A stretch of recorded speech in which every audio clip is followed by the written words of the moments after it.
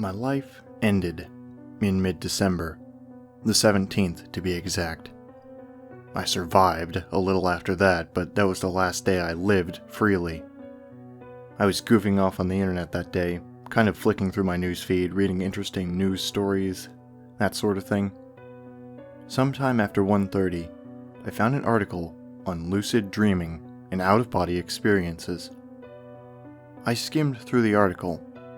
The author mentioned astral projections and plane walking a couple of times, and other similar terms. I'm not a hardcore naturalist who believes that everything has a natural explanation, but telepathically visiting alternate planes seems far-fetched, especially when it comes from someone trying to sell you something. Still, I was interested. It sounded similar to lucid dreaming, which I'd had fun with once or twice. I thought of them as just a biological glitch. It's not like it'd be a challenge to find how-to guides for out-of-body experiences on the internet, so I wouldn't bother being super secretive about it. The goal of out-of-body experiences is to get your body to go to sleep while retaining consciousness.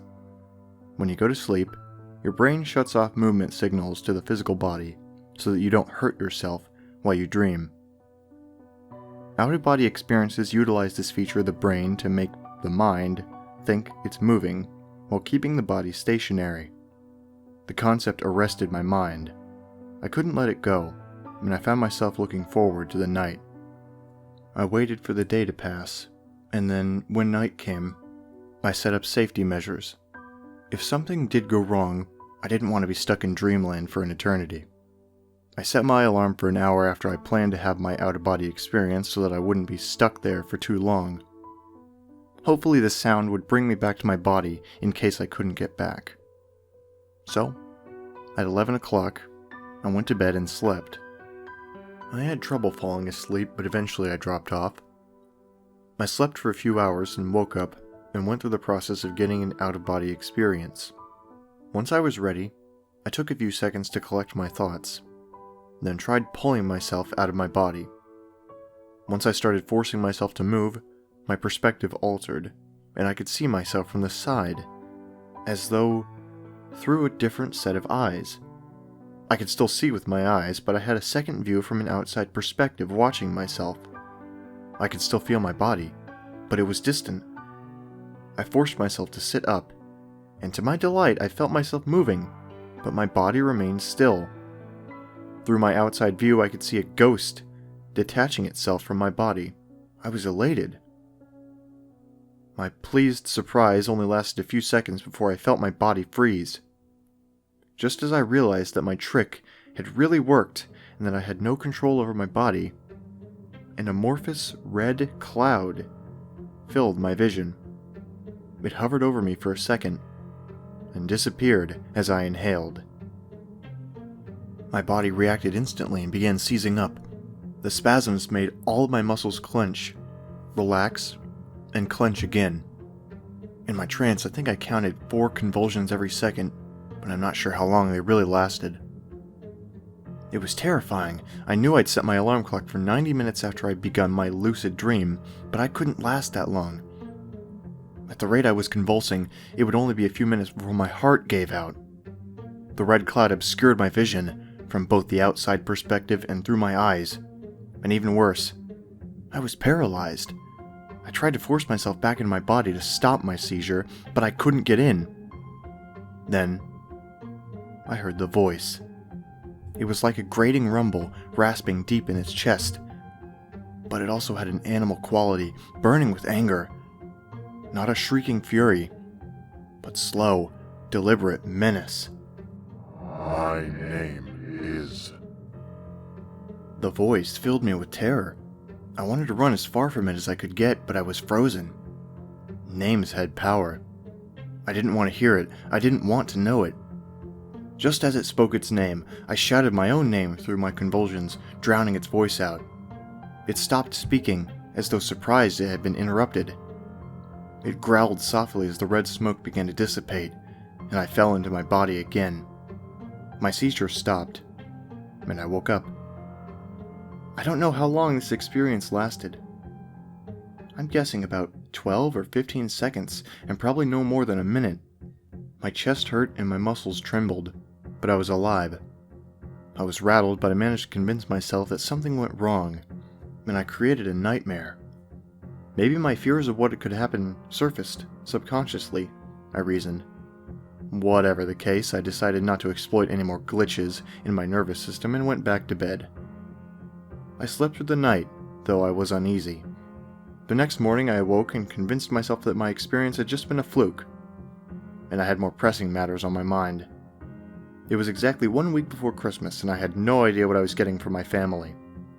I showered, dressed, and headed out the door. The events of the previous night quickly fell into the back of my mind as my car entered the rumbling traffic. At least that part of my day was a success. I bought most of the present for my family and girlfriend, and I just needed a few for my other friends. As I was browsing the aisles of Walmart for a good pair of headphones, my arms suddenly felt like they'd been encased in ice. I jerked in surprise and the feeling just vanished. As it went away, I heard a deep, indistinct whisper. There was no one nearby, unless you counted the 70-something woman a few feet to my left. I shook my head, thinking I'd just felt a draft of icy wind, and I continued shopping.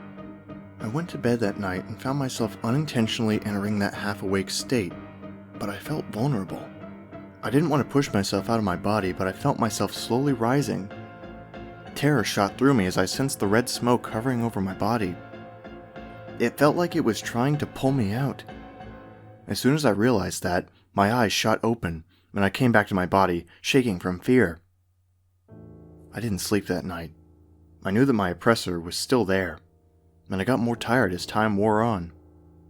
I would begin to fall asleep, then jerk awake as soon as I felt myself being pulled. At first I tried to ignore it. I knew it was coming for me. But I started eating real food and drinking caffeinated drinks, which helped. Morning was an immense improvement. I didn't feel so tired with the sun up already. As soon as it was light out, I went outside to get some winter sunshine, enjoy some Christmas movies, and finish shopping. I couldn't hear anything through the day, but I had a feeling that I was being followed. I tried to blot the fear from my mind as I returned to my home. I felt jittery. I knew I had to go to sleep eventually, but I didn't want to think about it. At 6 or 7, I began to microwave something when I began hearing the voice in my mind. I dropped the plate in my hand, and it shattered. My name is... Its voice now held contempt, as well as that bitter anger. I yelled my name out loud, when it was about to announce its own, hoping that it would drive the demon away like last time. For a moment I thought it had gone away. I relaxed, but then heard its laugh, deep and slow. It was unsettling, like hearing loud and harsh music. Its laugh rolled on for several seconds, then it spoke again.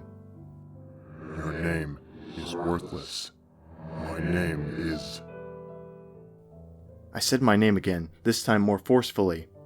Its chuckle lasted longer this time, but then faded to nothing. I listened intently. I couldn't hear anything, but I knew it was still there. I finally moved from my frozen position. Leaving the broken plate and splattered food, I rushed to my computer.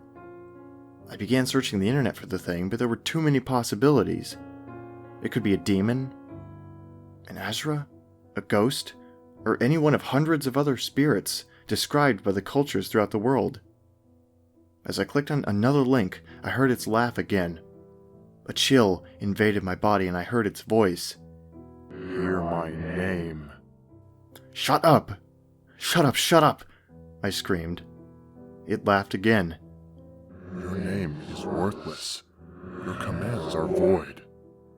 My name is... I tried to ignore the terror inside me, but I shouted my name again. I had a sense it was shaking its head as its laughter faded. What sort of demon places such importance on names? Names were supposed to give you power over the demon, not give the demon power over you. What kind of mythology was this from? I returned to my computer and began a new search. It came to me several times in the following hours and whispered its name. Finally, I stopped trying to drown it out and listened. When the demon spoke its name, it was so soft I couldn't hear it. It sounded like softly hissing static, a name composed of indiscernible sounds. As soon as I stopped blocking out the demon's name, it began whispering mine. Nothing happened as far as I knew, but I grew even more nervous. My searches weren't helpful, and I couldn't hear the demon's name well enough to get a clue as to what it actually was. My body felt weighed down. If my eyes were closed any longer than a blink, sleep washed over me. I couldn't sleep though, because every time I began to drift off, I felt the terrible presence hovering over me. I'd jerk awake, and then I'd begin another string of searches. It spoke probably 4 or 5 times an hour, and whenever it whispered its name, I strained to hear it. But it was still just an indistinct hiss. Sometime in around 3 in the morning, I realized I could hear its voice in the real world. I heard it when the wind blew past my window, when the furnace kicked on, when water ran in the bathroom, and it grew louder as the night wore on. I began blasting music, but I could hear its rough voice in the static between songs. The demon's voice grew louder and louder until I could hear its muttering in the background of my favorite songs. I stopped listening to music at 5 in the morning, but I could still hear the voice in the computer's fan and in the creaking of the house. The morning was worse. I rushed to the library as soon as it opened, and I began researching out-of-body experiences, religious beliefs on demons, ancient religions, and the like. Nothing helped. The things I found helped me understand the science of the thing, but there was nothing to explain hallucinations after waking up, unless I was taking hallucinogens in my coffee. As I burned through the pages, I could see the dark red smoke in the edges of my vision. When I glanced at it, the smoke would vanish. But I would go back to reading, and it would rematerialize. By the afternoon, I saw the smoke hang in the air for a few seconds before fading to nothing.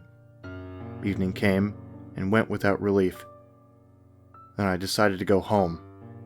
I was rattled after my day in the library and not much better off.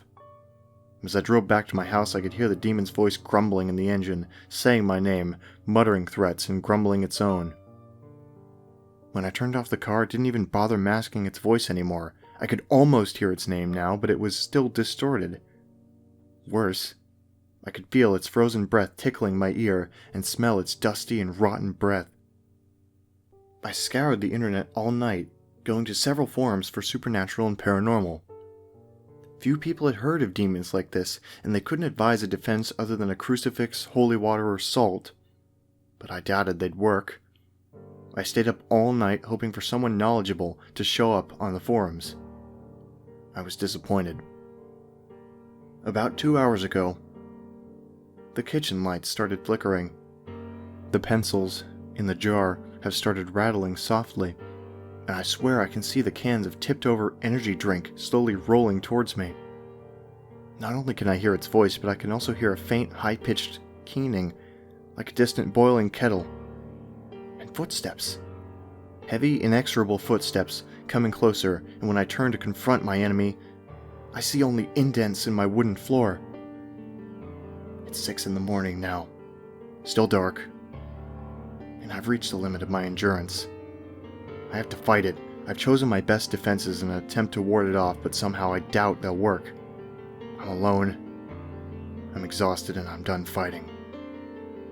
I'm sorry, everyone.